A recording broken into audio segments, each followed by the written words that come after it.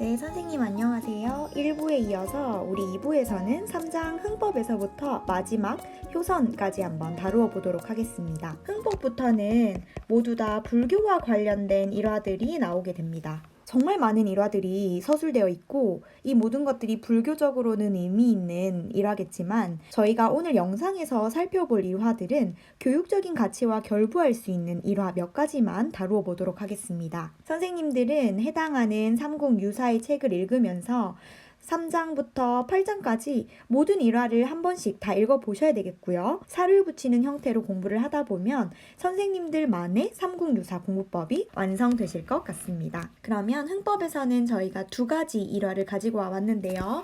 그 중에 첫 번째는 연개소문으로 환생한 양명의 이야기입니다. 유난히 삼국유사에서는 환생을 하는 일화들이 많이 등장을 하는데요. 이 환생이라는 것은 불교의 윤회사상과 관련이 있다라고 말할 수 있습니다. 불교에서는 현생에서 선하게 살고 그 다음에 그러한 덕들이 다음 생에 어떠한 것으로 태어날지, 환생할 수 있을지를 결정할 수 있다라는 그런 윤회사상을 가지고 있고요. 이것이 반영된 것이 일련의 삼국유사라고 정리할 수 있겠습니다. 수나라 양제가 고구려를 정벌할 때 그때 장수 이름이 양명이었다고 합니다. 이 양명은 다음 생에 내가 환생을 하면 고구려의 총신으로 태어나 고구려를 멸망시키겠다고 예언을 합니다. 실제로 다음 생에 고구려의 연개소문으로 양명은 환생을 해서 왕에게 이렇게 이야기를 했다고 하네요. 소태는 3개의 발이 있고 나라에는 3교가 있어야 하는 법입니다. 우리나라에는 유교, 불교는 있지만 도교가 없습니다. 라고 하면서 우리나라의 도교의 필요성을 이야기를 합니다. 하지만 보장왕은 유교와 불교보다 도교에 빠짐으로써 불교를 숭상하지 않아 나라 전체가 혼란스러워졌고 양명이 목표했던 바 고구려를 멸망시키는 것을 성공한 일화라고 할 수 있습니다. 저는 이 보장왕의 사례에서 뚜렷한 가치관이 얼마나 중요한 것인가, 다른 사람의 말에 휘둘리는 이 중심을 잡지 못하는 모습이 리더로서 얼마나 부족한 모습인가에 대해서 이야기를 나누어 보고 싶습니다. 저는 보정왕의 사례에서 리더의 자질로서 가장 첫 번째 뚜렷한 가치관을 꼽을 수 있겠습니다. 그래서 선생님들이 생각하는 이 리더의 자질은 뚜렷한 가치관 외에 어떤 것들이 있는지 이런 것들이 물어볼 수가 있고 선생님들에게 가지고 있는 리더의 자질은 어떤 것들이 있는지를 물어볼 수도 있을 것 같습니다. 다음은 두 번째 이차돈의 순교 일화입니다. 이차돈이 불교를 국교로 받아들이기 위해서 자신의 목숨을 바치고 실제로 불교가 국교로 받아들이게 되는 그런 일화입니다. 여기에서는 다들 예상하셨던 것처럼 희생이라는 가치를 뽑아낼 수가 있겠는데요. 희생을 해본 적이 있는지 혹은 나를 위해 누군가가 희생해본 경험이 있는지 그때 내가 가진 희생에 대한 생각과 경험을 나누는 그런 문제가 있을 수도 있을 것 같습니다. 탑상도 마찬가지로 불상이 어떻게 생겨나게 되었는지 불교의 탑들이 어떤 유래로 생겨나게 되었는지에 대해서 다루는 거기 때문에 불교와 관련된 이야기들로 구성되어 있습니다. 여기서도 두 가지의 일화를 볼 건데요. 그 중에 첫 번째 진자스님과 미륵선화입니다. 진자스님이라는 스님이 계셨는데 미륵상 앞에 나아가서 제발 부처님께서 화랑의 모습으로 세상에 출현해 주시면 내가 항상 부처의 얼굴을 가까이 하고 시중을 들겠습니다. 제발 화랑으로 세상에 출현해 주세요 라고 빌자 실제로 미륵선화를 화랑의 모습으로 보내주셨습니다. 그의 이름이 바로 미시랑이었고요. 그는 화랑도들과 화목하고 예의 있고 풍교가 있는데 그것들이 화랑들과 달랐습니다. 진자스님은 그 미시랑의 자비로운 은택에 힘을 얻어서 맑은 교화를 친히 접했으므로 스스로 잘못을 뉘우치는 배움을 할 수 있었다라고 밝힙니다.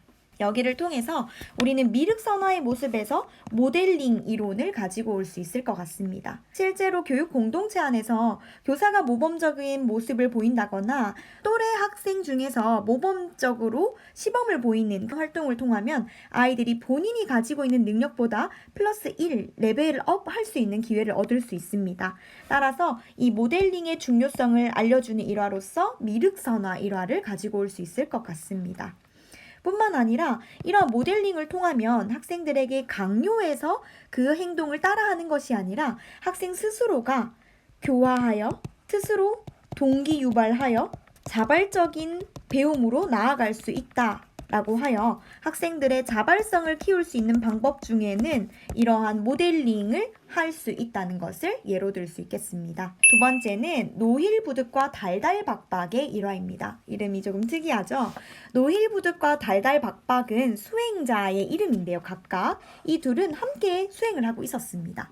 그런데 둘의 성격은 조금 달랐어요. 중간에 불쌍한 여인이 와서 본인의 목욕을 시켜달라라고 이렇게 도움을 청하는데 노힐부득은 이 불쌍한 중생을 구하는 사랑이 계율보다 더욱 중요하다고 생각을 해서 본인의 수행 시간을 어기고 그 불쌍한 중생을 구해주게 됩니다. 그런 반면에 달달박박은 엄격한 수행의 계율을 지키는 것을 더욱 중요시 여겨서 그 불쌍한 중생을 도와주지 않고 돌아서게 됩니다. 그런데 이 둘 중에 가장 먼저 미륵불에 도달하게 된 사람은 노힐부득이었습니다. 우리는 이것으로 알 수 있는 것은 엄격한 규율을 지키는 것보다는 이런 중생을 구하는 사랑의 마음이 더욱더 중요하다라는 것을 알 수 있는데요. 이것을 교직관으로 우리가 연결을 짓자면 교사로서 엄격한 규율을 지키는 것과 학생들의 안전과 복지의 문제가 충돌했을 때 우리는 어떤 것을 먼저 지켜야 하는가의 문제로 귀결될 수 있겠죠. 그러면 교사로서 우선시하여 지켜야 하는 것은 물론 공무원으로서 교사로서 규칙을 지키는 것도 중요하지만 가장 중요한 것은 학생들에 대한 사랑과 안전, 학생들의 복지를 지켜주는 것입니다. 기본적이고 최소화된 규율은 지키되 하지만 교사는 언제나 유연성을 가지고 융통성 있게 학생을 대하며 이 융통성 있게 학생을 대하다 보면 결국은 학생들이 원하는 학생의 복지와 안전을 우선시할 수 있다라고 말할 수 있습니다. 이거에 대한 예시로는 저는 세월호 사건이 떠올랐습니다. 세월호 사건에서 항상 이제 엄격한 규율, 배 속에서의 규칙을 지키는 것에 얽매였다면 우리는 그것보다는 학생들의 안전, 현재 학생들의 생명을 유지하는 것들을 먼저 했다면 이런 안타까운 사건은 조금 줄일 수 있었지 않았을까라는 반성으로 이어질 수도 있다고 생각합니다. 의회에서는 유명한 불교의 법사들의 일화가 나오는데요. 그 중에 첫 번째는 원광법사입니다. 많이 들어보셨죠? 이 원광은 해박함이 중국에 이르지 못한 것을 부끄러워했다고 합니다. 본인이 엄청 똑똑하고 현명하지만 중국에 자신의 이름이 나지 않는 것을 부끄러워하여 벗들과 헤어져 해외로 나갈 뜻을 품었습니다. 그리고 중요한 것은 원광은 이제 중국으로 나아가 전부터 가지고 있었던 의문들을 질문하고 또 깨달음을 얻으려고 매사에 노력하는 태도를 가지고 있습니다. 이를 통해 우리가 알 수 있는 것은요. 끊임없이 뭔가를 배우려는 겸손한 자세라고 할 수가 있겠습니다. 여기에서 우리는 교사로서 우리가 발전적인 자세를 가져야 한다라는 교훈을 얻을 수 있는데요. 지난번에 우리가 자유론에서 개별성이라는 이 가치를 교사와 학생으로 나누어서 이야기를 나누어 본 적이 있는데요. 그 중에 교사는 개별성을 가지려면 전문성을 가진 교사가 되어야 한다. 그러면 전문성을 가지기 위해서는 어떻게 해야 되는가? 라고 물었을 때 이 원광법사의 일화가 답을 줄 수 있습니다. 끊임없이 배우려는 자세이겠죠. 그럼 교사가 전문성을 가지고 끊임없이 배우는 거의 예시로서는 연수 또는 교원 공동체, 전문적 학습 공동체, 자가연수 등등이 있을 수가 있겠죠.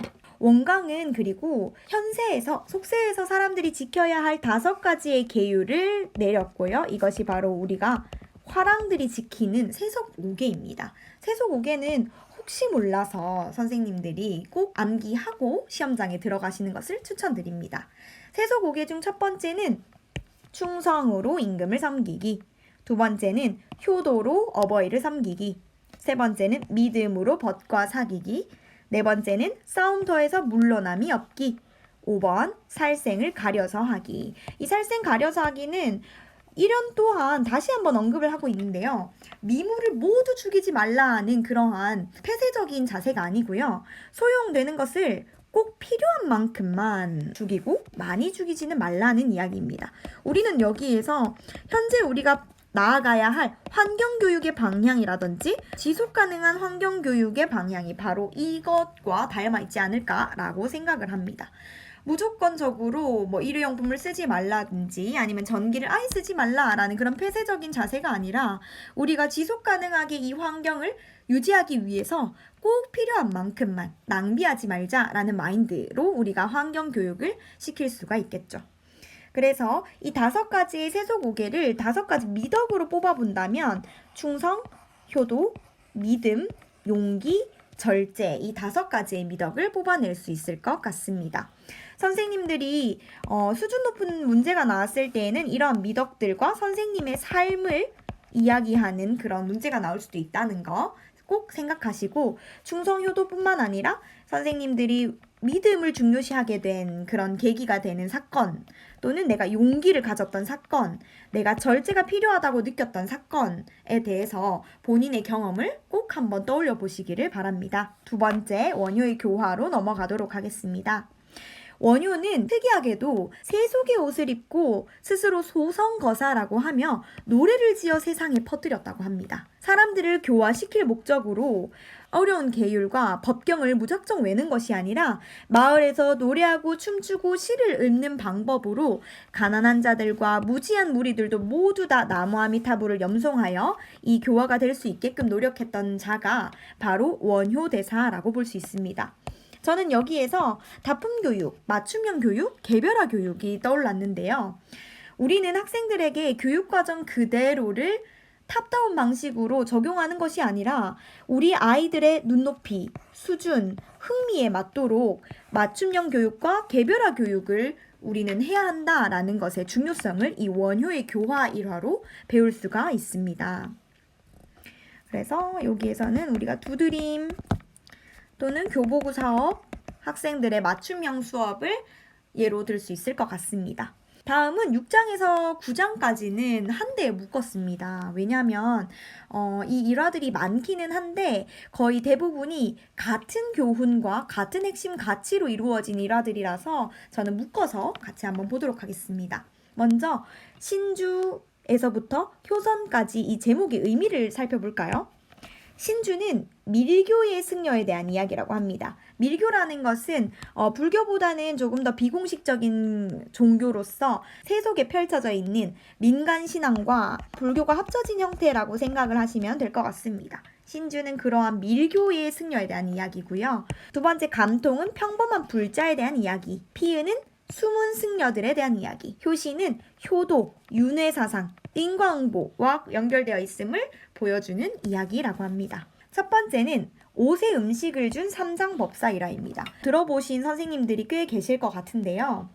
문지기가 삼장법사인지를 모르고 초라한 차림의 스님을 보자 그때마다 들어가지 못하게 했다고 합니다. 하지만 이 삼장법사가 좋은 옷을 차려입고 들어가니 문지기가 막지 않았다고 합니다. 그러자 여러 가지 좋은 음식이 나오고 스님은 입고 있는 옷에게 먼저 주었다고 합니다. 그랬더니 사람이 왜 대체 스님은 옷에게 음식을 주나요? 라고 물었더니 내가 이 옷 덕분에 이 자리에 들어와서 음식까지 얻어먹었으니 마땅히 이 옷에게 먼저 주어야지요 라고 하면서 우리는 여기에서 알게 된 교훈이라고 하면 사람의 진짜 내면의 모습을 보기보다 외면에 집중하는 것을 경계해야 한다라는 것을 알 수가 있겠습니다. 즉 교사로서 우리는 학생을 판단하고 그리고 학생의 진짜 모습을 발견하기 위해서 노력을 해야 된다라는 말과 일맥상통하겠죠. 그것을 위해서는 교사로서 정기적인 상담과 학생에 대한 관심, 그리고 학생의 기본 정보에 대한 수집 등등의 노력이 필요하다라고 할 수가 있겠고요. 이런 편견과 선입견의 경계는 자유론에 있어서 다수의 횡포라는 단어와도 또 연관 지을 수가 있겠죠. 1번은 별표하고 넘어가겠습니다. 그 다음 2번째, 영재우적이라는 일화입니다. 영재라는 스님이 도적을 만나게 되는데요. 노래를 지어 부르자 도적은 이에 감동을 해서 비단 2피를 줍니다. 하지만 스님 영재는 이 비단을 받지 않고 땅에 던져버리니 산속 도적들이 이것에 또 감통하여 영재와 함께 산속으로 들어가 수양을 했다라는 일화입니다. 영재의 대사가 여기에 나타나 있네요. 산속 도적들이여 주지도 말고 받지도 말게나 몇 푼 재물도 지옥의 근본이니라. 우리는 여기에서 세속적인 성공, 세속적인 그런 물질적 보상의 부질없음을 알고요. 여기에서 그러면 진정한 교육이란 어떤 의미일까? 우리가 지난 시간에 우리 진로교육 이야기했을 때처럼 교육이라고 하는 것은 학생의 성공을 위해서 하는 것이 교육이 아니라고 말할 수가 있겠죠. 학생의 성공, 성적 향상을 위한 것이 교육이 아니라 이 학생이 인간됨, 이 학생의 가치를 키워줄 수 있는 것이 바로 진정한 교육이라고 할 수가 있겠죠. 그리고 뿐만 아니라 공무원으로서 청렴한 태도를 뽑을 수 있는, 이 청렴이라는 가치를 뽑을 수 있는 일화로 이 영재우적을 뽑을 수도 있겠네요. 그리고 이제 마지막입니다. 효선편에 나오는 일화들 중에 3가지를 가지고 와봤습니다. 김대성이 현재와 그리고 내세의 부모를 위하여 불국사와 석굴암을 창건했다는 그 일화는 선생님들 다 알고 계시죠? 그뿐만 아니라 허벅지살을 도려내어 부모를 먹여서 복량했다는 일화와 손순이 항상 어머니 음식을 어린아이가 뺏어 먹으니까 이 아이를 묻으려고 땅을 팠는데 거기에서 돌종을 얻게 됩니다. 그래서 이 아이를 묻지 않고 종을 가지고 왔는데 이 종소리가 아주 아름다워서 왕의 귀까지 들어가게 되고 왕이 이 손순이라는 사람이 어머니를 위하여 어린아이를 묻으려고 했다는 사실을 듣게 되고 이거에 감복하여 집 한 채를 내리고 벼 50섬을 주었다는 그런 해피엔딩의 일화입니다. 이 3가지는 모두 다 부모님을 향한 효도가 중요하다라는 효의 가치를 알려주는 일화입니다. 그래서 여기서도 마찬가지로 선생님들이 효라는 가치를 아이들에게 어떻게 가르쳐 줄 것인지, 우리가 효라는 가치를 교육적으로 어떻게 가르칠 건지, 우리는 이 효와 관련해서 시책에서는 효의 날과 효의 달 행사 이런 것들이 있었죠. 그 다음에 뿐만 아니라 선생님들의 삶 속에서 효도를 했던 경험 또는 효도가 필요하다고 느꼈던 경험들에 대해서도 나누면 좋을 것 같습니다. 자, 우리 여기까지 삼국유사를 모두 다 정리해 보았고요. 선생님들이 질문이 있으시거나 또는 조금 더 다루어 주었으면 좋겠다 하는 일화들, 그 질문이 있으시면 언제든 댓글에 남겨주시면 저희가 열심히 댓글창을 보다가 댓글을 남겨주도록 하겠습니다. 똑같이 메일 주소를 링크에 남겨주시면 순서대로 저희가 이 PDF 파일과 함께 직접 만든 문제를 보내드리도록 하겠습니다. 그러면 삼국사기에서 다시 만나도록 할게요.